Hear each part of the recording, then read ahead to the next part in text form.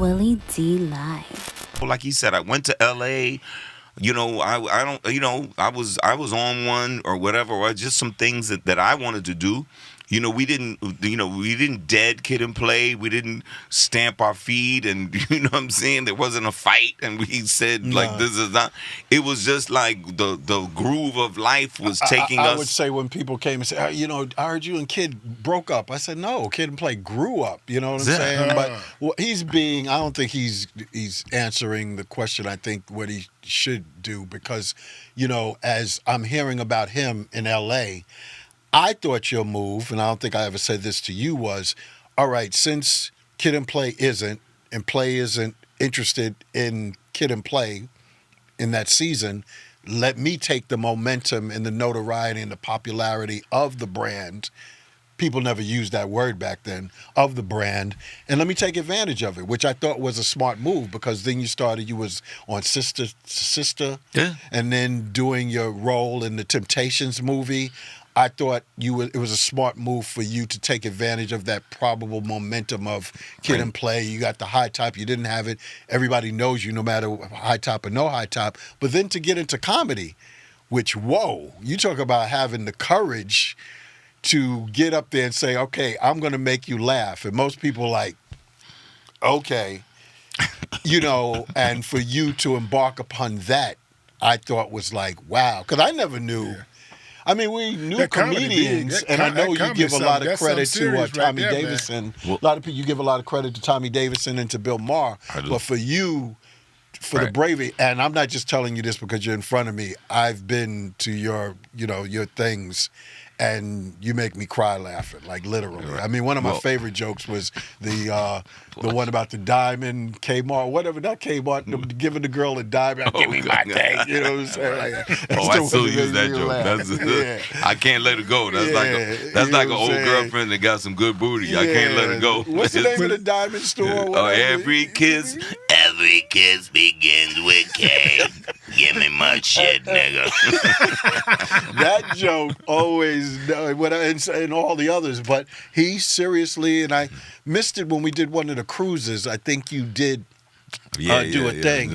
And I remember Salt, Cheryl, and all of them was like, when they spoke to me there, it's like, yo, because they never seen it. It's like, he's really funny. You know what I'm saying? But, well, I will say this, and I appreciate that. But what I will say is this. When I started trying to do stand-up, when I started doing stand-up, man, I was really at a crossroads. Mm-hmm. Kid and Play, we were in a valley. No beef, but we were in a valley. And the gangster rap thing is gangster going rap on too. Killing it. Yeah. We looking mad corny. Mm-hmm. You know what I'm saying? Like we looking, you know what I'm saying? And I'm like, well, what I gotta do something. And what I found out once I got started, and like Play said, like people like Tommy Davidson and people like Bill Maher helped me kind of get off my feet as far as that's concerned. But what I found out when I started doing stand-up, I was like, wait a minute. When I'm on stage, it didn't feel unfamiliar. Because guess what? We're rappers. And what I found out was my career as a rapper kind of prepared me. Any comedian that's just starting out the bricks will tell you the biggest part of the battle is feeling comfortable on stage in front of people that you don't know. But we already had that. We've been, we was on tour with y'all. We on tour with everybody, man. I've been in front of 20, 30, 40,000 people. So I don't have that problem. It's just the material is different. I'm not singing, I'm not rapping. I'm telling jokes.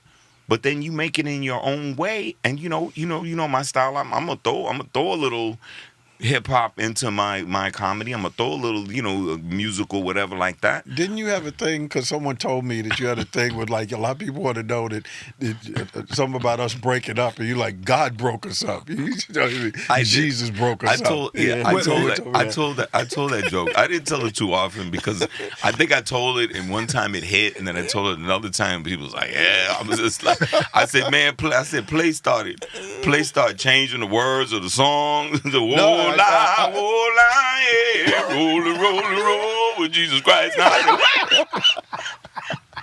People told said, me, and what? I thought it was funny. I was What like, are you what? talking about? Yeah. He said, I ain't saying nothing. I'm like, I said, I knew we had to take a break after that. He's slipping it in. Hey, look, No, man, without my okay. every group have at least one or two members who blow the bag, who fumble the bag. Which one of y'all was it, man? Come on, keep it a buck. Which one of y'all was it? Blow Who the blew the bag? bag for the group? No, I don't know. Who blew the bag for the group, man? No, I don't. As far as playing I concerned, I don't think you can say that. I think to Play's point, there was a time where we were kind of growing apart. You know what I mean? He was coming off. A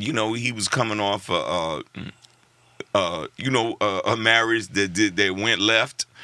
I was out in the streets wilding. You know, I was out and about doing the most. Yeah. You know what I'm saying? I heard about it. You know what I'm saying? Yeah, everybody heard about it. Yeah, Les heard about it. There's video. Les was one of my co-defendants. There's whatever video. like that. There's footage. Yeah, there's footage. No, I think, and correct me if I'm wrong. I always felt like we respected what we had created. So even if we went in different directions and we was diverted for such a time, and Play was on his route, and it was a very spiritual route, and it was finding himself and educating himself. That's how I viewed it, and I was on I just need some new surroundings because. If I'd have stayed in New York, I was gonna die. I was that wild. So I went that route. But I think fortunately, I don't think we ever messed up the brand. I refuse to be a stereotype. When you look at a lot of the great duos, Martin and Lewis, Cosby and Hope, even maybe Sidney Poitier and Bill Cosby, I refuse for us. I was always, no matter how things may be that's not good, I refuse for us to end and go out in a way like a lot of duos did. And there was no real reason to. We're humans and you go through what humans go through. You know what I'm saying? I've always thought it would have been interesting if there was a project that involved cinema for us again. I've always wanted us to do a remake of Uptown Saturday Night, because I think it's very age appropriate. It goes with what's going on and who we are. Two cats that are older. Let's go out and have a good time one more time. Let's go hit a club and you get in trouble. You know what I'm saying? Mm-hmm. But going back to the fact that I never wanted it to get to a point where we ended up becoming a stereotype in regards to a lot of what happens to a lot of famous teams and duos. And there's nothing that ever really came that did that. But again, we're two humans. LA is interesting, but it's not for me. I'm always East Coast, but I love the West Coast.